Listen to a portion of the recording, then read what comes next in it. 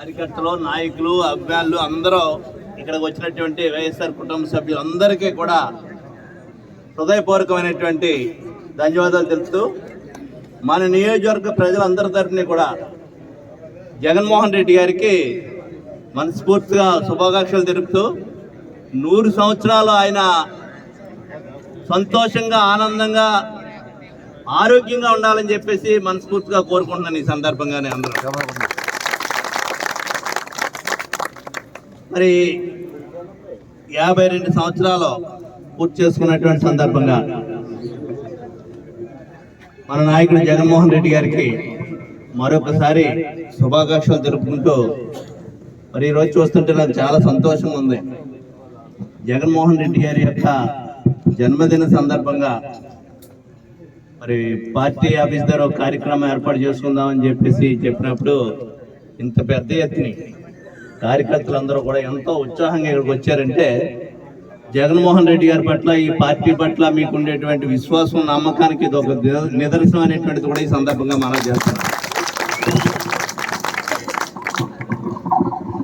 అధికారం ఉందా లేదా, గెలుపోవటం ఏంటి అనేటువంటి దానితో సంబంధం లేకుండా ఈరోజు ఎంతో ఉత్సాహంగా పార్టీని ముందుకు నడిపించే దాంట్లో మీ వంతు అందరూ కూడా ప్రయత్నం చేసాం. అందరం దురదృష్టం జరిగినటువంటి ఎన్నికల ఫలితాలు కానీ మన నాయకుల్లోని, కార్యకర్తల్లోని ఈ ఉత్సాహం ఎప్పుడూ ఇలాగే ఉండాలి.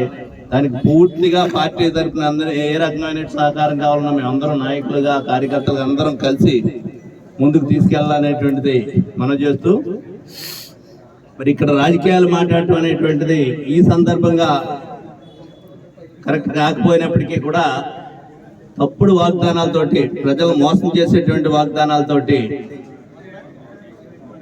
అధికారంలోకి వచ్చినటువంటి ప్రభుత్వం ఈ రకమైనటువంటి వాగ్దానాలు చేసింది అనేటువంటి చూసాం.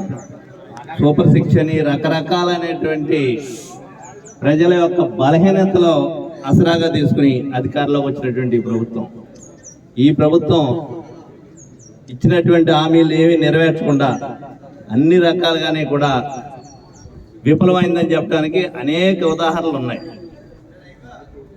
ఈరోజు విపరీతంగా కరెంటు ఛార్జీలు పెంచినటువంటి సందర్భం కానీ, రైతులకి ఇస్తున్నటువంటి మరి రైతులకి ఇచ్చేటువంటి సహాయం కానీ, ఇన్పుట్ సబ్సిడీ, రైతు భరోసా అనేది మన ప్రభుత్వం మార్చేశారు. రైతులకి ఇచ్చేటువంటి సహాయం కానీ, విద్యార్థులకి, చదువుకునేటువంటి వాళ్ళకి ఇచ్చేటువంటి సహకారం కానీ, వాళ్ళ స్కాలర్షిప్లు కానీ, వాళ్ళకి కావాల్సినటువంటి హాస్టల్ ఫెసిలిటీస్ కానీ, వీటన్నిటిలో కూడా విఫలమైనటువంటి పరిస్థితి. ఈరోజు అదో చేనేత అంటున్నారు వెనకాల నుంచి.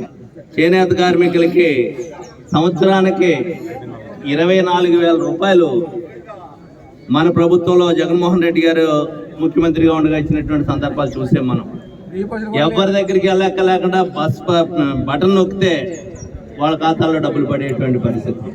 అదేవిధంగా 45 సంవత్సరాల నుంచి 60 సంవత్సరాల ఉన్న వాళ్ళందరికీ 18,750 రూపాయలు ఇచ్చేటువంటి పరిస్థితి. చదువుకునేటువంటి పిల్లలందరికీ 15,000 రూపాయలు ఇచ్చేటువంటి పరిస్థితి. ఇవన్నీ